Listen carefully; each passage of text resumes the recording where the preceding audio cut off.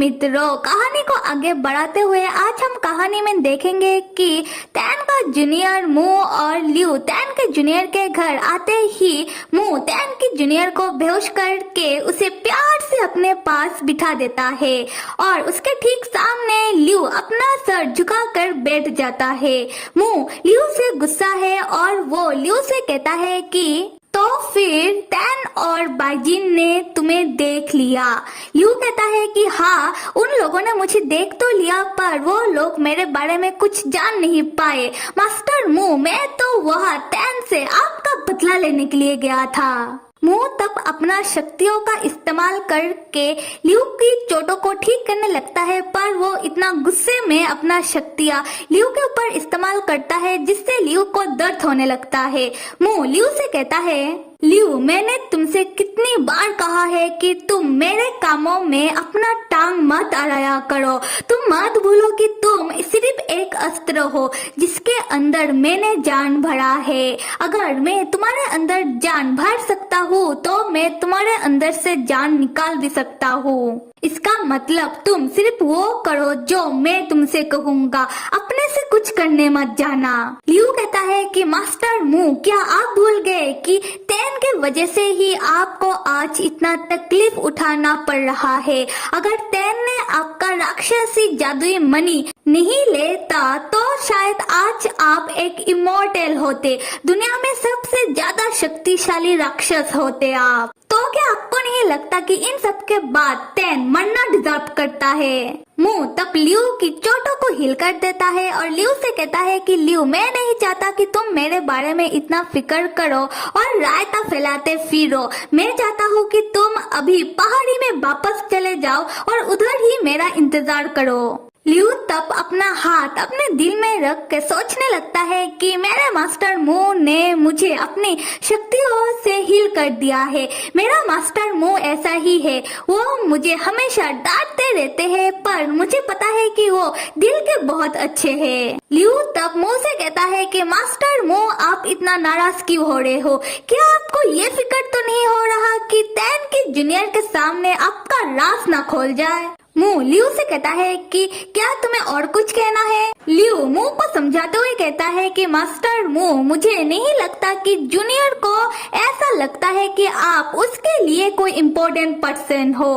किसी दिन अगर आपके बारे में जूनियर को पता चल जाए तब वो कुछ ऐसा कर बैठे आपके साथ जिससे आपको तकलीफ हो, तब क्या होगा? मू तब प्यार से अपना हाथ जूनियर के सर में रख कर मुस्कुराते हुए लियू से कहता है कि जूनियर मेरे साथ जो करना चाहे वो कर सकता है। अगर उसे मेरे साथ कुछ भी करके खुशी मिले तो मुझे उससे कोई गिला शिकवा नहीं।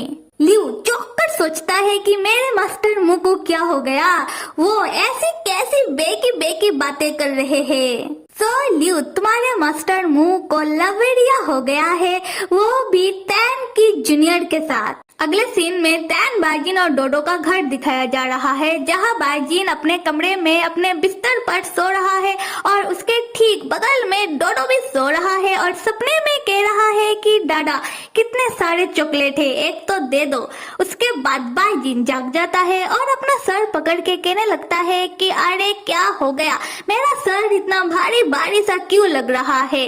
तब बाइजिन की नजर तैन की ओर पड़ता है जो कमरे की बालकनी में खड़ा होकर किसी से फोन में बातें कर रहा था। बाइजिन तैन को देखकर सोचने लगता है कि इतने सुबह सुबह तैन बालकनी में फोन में बातें किससे कर रहा है। हम देखते हैं कि तैन जाओ डाओ से बात कर रहा है। तैन जाओ डाओ को बताता है कि रिंग सिस्टम ने हमको फुल पॉइंट्स दे दिया है और फुल पॉइंट्स के बाद जो कपल टेस्ट है हम उसके लिए तैयार है। और जाओ डाओ कल्टीवेशन कमेटी की एक साथ रहो वाला एग्रीमेंट का आगे का जो भी प्रोसेस है तुम उसका तैयारी शुरू कर दो और हमको अगर और भी कुछ करना है तो तुम हमें बताओ।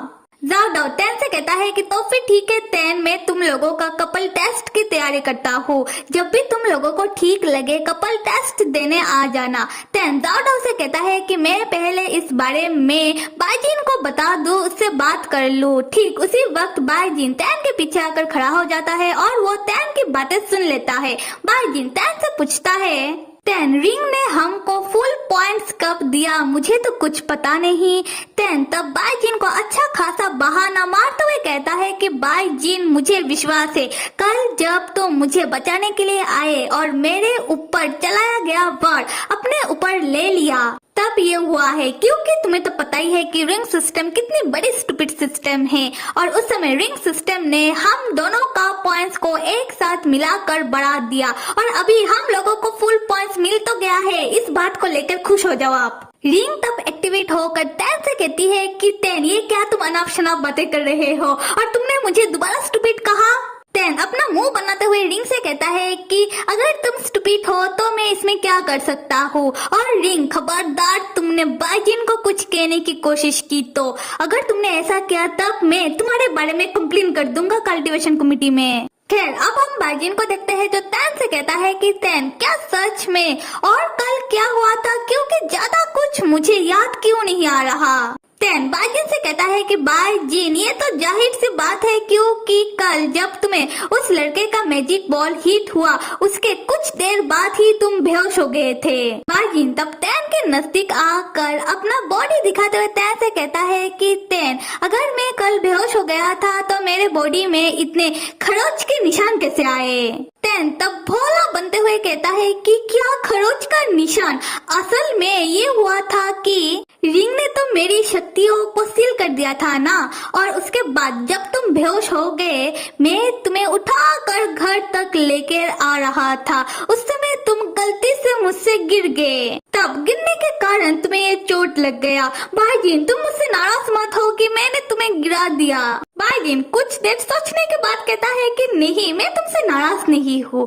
तैन तब बाईजिन को पकड़ के कहता है कि ठीक है तुम्हें नाराज होना भी नहीं चाहिए। और बाईजिन क्या तुम्हें याद है कि तुमने मुझसे कहा था कल्टीवेशन कमेटी की ये जो ट्रायल मैरिज हमारा एक साथ रहो वाला एग्रीमेंट के बाद तुम मुझसे शादी करना चाहते हो, तो अभी जो हमें रिंग सिस्टम ने फुल पॉइंट्स दे दिया है अब हम कल्टीवेशन कमेटी की कपल टेस्ट देकर ये कर सकते हैं। उसके बाद तैन अपने मन में कहने लगता है कि हाँ करूंगा मैं तुमसे शादी, बिल्कुल नहीं, एक बार मैं इस एक साथ रहो वाला एग्रीमेंट से बाहर निकल जाओ उसके बाद मैं डिमॉन किंग इलेक्शन लड़ने के लिए चला जाऊंगा। बाईजिन तब तुरंत ही राजी हो जाता है क्योंकि उसे जो तैन से शादी करना है। बाईजिन तब तैन का हाथ पकड़ के कहता है कि हाँ हाँ बिल्कुल चलो जाकर कल्टीवेशन कमेटी का कपल टेस्ट देते हैं, और तैन का हाथ पकड़ के खींच कर वो ले जाने लगता है। तैन बाईजिन से कहता है कि अरे रुको तो सही, पहले तुम कपड़ा तो पहन लो। कुछ देर बाद हम तैन और बाईजिन को देखते हैं जो रेडी होकर हाथों में हाथ डालकर कल्टीवेशन कमेटी में आने के लिए रवाना होने ही वाले थे। उसी वक्त बाईजिन की माताजी और पिताजी तैन और बाईजिन से कांटेक्ट करते हैं जहां वो मैजिक से एक दूसरे को देखते हुए बात करते हैं। तब बाईजिन की माताजी तैन और बाईजिन को हाथों में हाथ पकड़ा हुआ देख लेती है और मन में सोचने लगती है कि हाय ये दोनों दिन ब दिन रोमांटिक होते जा रहे हैं। फिर बाईजिन की माताजी तैन और बाईजिन से कहती है कि हमें तुम दोनों को एक खबर सुनाना है, और वो खबर है कि बाईजिन तुम्हारे अंकल फैन शादी कर रहे हैं और उनका शादी कल है, तो फिर तुम दोनों का जो भी काम है उन सब को साइड में रखो और कल के कल घर आ जाओ। बाईजिन तब चौंक कर कहता है कि क्या अंकल फैन शादी कर रहे हैं, वो भी इस उम्र में, मतलब अच्छी बात है कि वो शादी कर रहे हैं। तैन चौंक कर अपनी सासू मॉम से पूछता है कि अंकल फैन की दुल्हन कौन है। बाईजिन की माताजी कहती है कि बेबी बू दुल्हन कौन है ये तो हमें भी नहीं मालूम, और ऐसे भी तुम लोगों के अंकल फैन जो शादी कर रहे हैं यही सबके लिए बहुत बड़ा झटका, मतलब सरप्राइज है। असल में तुम लोगों के अंकल फैन अचानक हमें कांटेक्ट करके कहते हैं कि वो कल के कल शादी करना चाहते हैं और वो अपना दुल्हन अपने साथ लेकर आ रहे हैं, तो हम उनकी शादी की तैयारियों में जुट जाए। तो तुम लोग भी एक काम करो कि घर आ जाओ और खुद ही देख लेना कि तुम लोगों के अंकल फैन का दुल्हन है कौन। बाईजिन कहता है कि तो फिर ठीक है माताजी और पिताजी, हम लोग कल ही घर पहुंच जाएंगे। तैन सोचने लगता है कि मुझे बहुत अजीब सा फीलिंग हो रहा है, मुझे ऐसा क्यों लग रहा है कि अंकल फैन का दुल्हन और कोई नहीं मेरे बेचारे से मास्टर होंग है। कुछ देर बाद बाईजिन तैन को कहता है कि तैन हम अभी अगर कपल टेस्ट ना दे तो क्या चलेगा, क्योंकि कल अंकल फैन की शादी है, तो क्या हम उनकी शादी के बाद कल्टीवेशन कमेटी जाकर हमारा कपल टेस्ट दे।